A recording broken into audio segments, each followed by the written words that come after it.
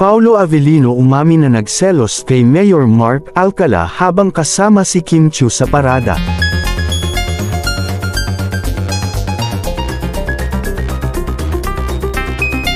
Paolo Avellino umamin na nagselos kay Mayor Mark Alcala habang kasama si Kim Chiu sa parada.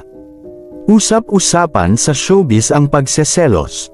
Ang pagseselos na nagmula kay Paolo Avellino dahil umano sa pagkakasama ni Mayor Mark Alcala kay Kim Chiu.